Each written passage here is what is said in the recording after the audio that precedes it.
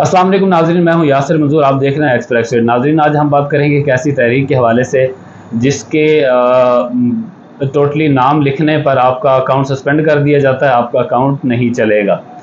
तो मेरा कहने का मकसद ये है कि हम बात करेंगे आज तहरीक लब्बैक पाकिस्तान के हवाले से कि तहरीक लब्बैक पाकिस्तान पिछले तकरीबन 18 दिन से पाकिस्तान बचाओ मार्च के लिए निकली हुई है, जिसमें उनके एजेंडे महंगाई के ख़िलाफ़ है और जो गुस्ताहाली या गुस्ताखियाँ होती हैं उनके हवाले से है। तो उसके अंदर उनका एक मंशूर जो है ना वो ये भी है कि आफिया सिद्दीकी की रिहाई के हवाले से।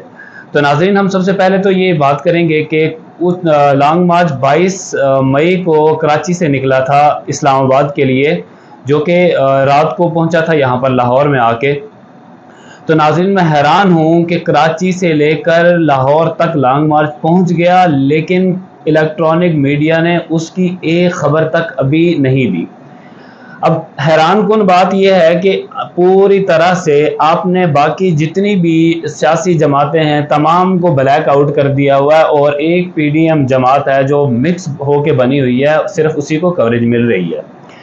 अब उसके तमाम नकलो हरकत पे जो है ना नज़र रख रही है मीडिया। इसके अलावा जो है ना तहरीक इंसाफ को भी ब्लैक आउट कर दिया हुआ है, उसका नाम भी नहीं लिया जा रहा, मां सिवाय उन लोगों के कि जो तहरीक इंसाफ को खैर आबाद कहकर दूसरी जमातों में जा रहे हैं।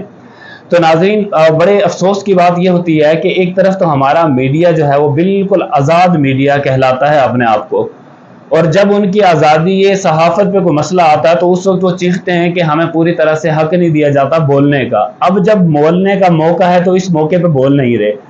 रात को करीब तकरीबन 12 बजे मैं वहाँ पर जब यतीम खाने चौक पहुँचा तो वहाँ पर उस वक्त तहरीक लब्बैक पाकिस्तान का जो लॉन्ग मार्च था वो वहाँ उस वक्त पहुँचा, और उसने देखा बड़ा शानदार किस्म का इस्तकबाल मौलाना साद हुसैन रिजवी साहब का हुआ।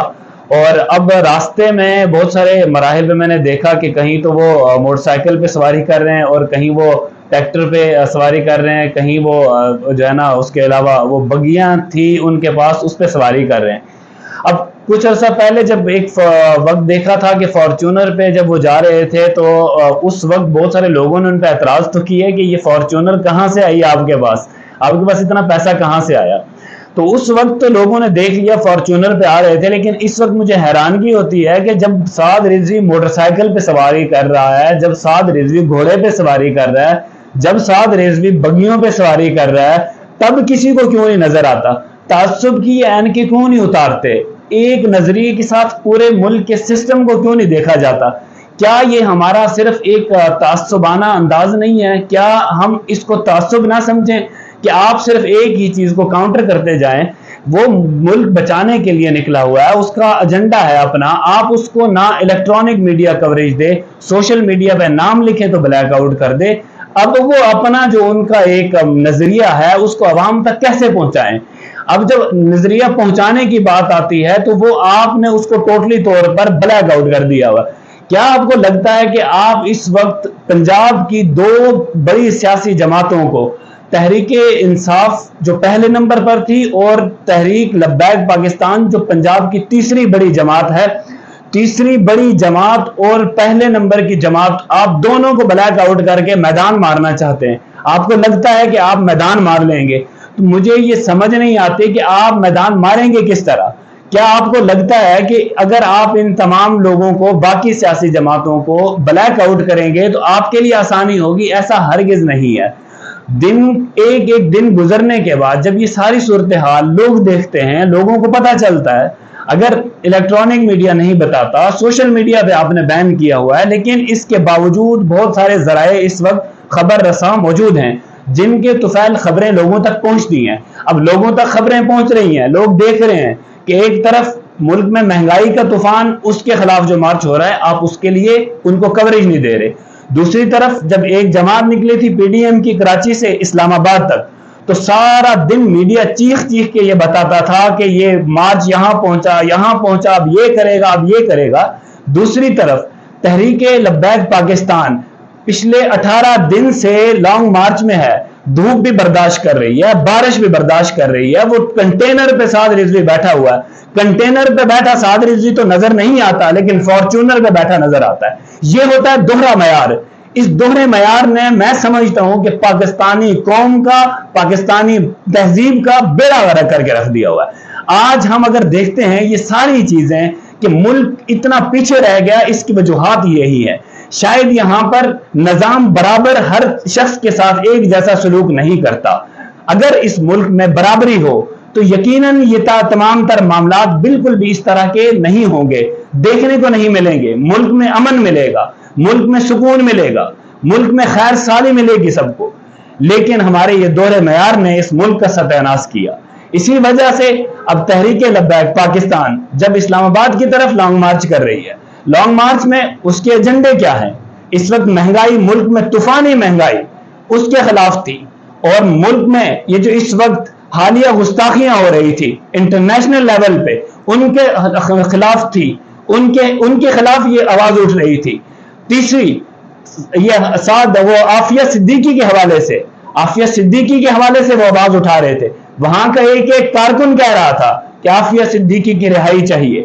اس سے قبل علامہ خادم حسین رضوی صاحب نے بھی عافیہ صدیقی کی رہائی کے لیے بارہا مرتبہ کوشش کی. لیکن اس کے باوجود ایک پورے ملک کا جو اس وقت ٹاپ ایشوز ہیں, ان ٹاپ ایشوز میں ان لوگوں کے منشور ہیں, ان لوگوں کا ایجنڈا ہے, لیکن ان لوگوں کو اگنور کیا جا رہا ہے. کیا یہ پاکستان کے باشندے نہیں؟ کیا یہ پاکستان کی تیسری بڑی سیاسی جماعت نہیں؟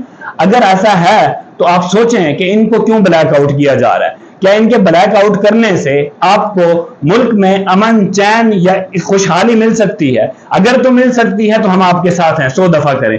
لیکن یاد رکھیے گا کہ یہ چیزیں مناسب نہیں, یہ چیزیں کارآمد نہیں. ان چیزوں سے نقصان ہونا ہے. آپ سوشل میڈیا پہ, الیکٹرانک میڈیا پہ ان کو نظر بند تو کر سکتے ہیں, بلیک آؤٹ تو کر سکتے ہیں, لیکن آپ ان کی آواز کو دبا نہیں سکتے. انہوں نے جو اس وقت پورے ملک میں جو نظریہ دیا ہے, وہ نظریہ ایک بچے کے پاس جا رہا ہے, وہ نظریہ ایک بچے کے دلوں میں بس چکا ہوا ہے. آپ اس نظریے کو شکست نہیں دے سکتے. کسی کو بلیک آؤٹ کر سکتے ہیں, لیکن اس کے دماغ کو بلیک آؤٹ نہیں کیا جا سکتا.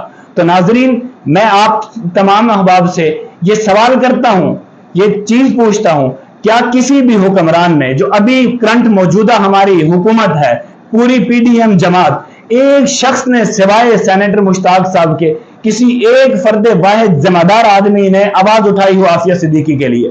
تو یہ جب بھی الیکشن کے میں آپ کے پاس ووٹ کے لیے آئے, ان سے سوال کیجئے گا کہ قوم کی بیٹی جب غیروں کے پاس تھی تو اس وقت آپ نے اس کے لیے آواز کیوں نہیں اٹھائی, اس کی رہائی کے لیے اقدامات کیوں نہیں کیے؟ پوچھئے گا ان سے کہ ملک میں جب مہنگائی طوفان تھی اس وقت آپ کا یہ سسٹم کہاں تھا, آپ کی عوامی ہمدردی کہاں تھی؟ یہ میں آپ کے لیے سوال چھوڑ کے جا رہا ہوں. انہی کلمات کے ساتھ مجھے اجازت دیجیے.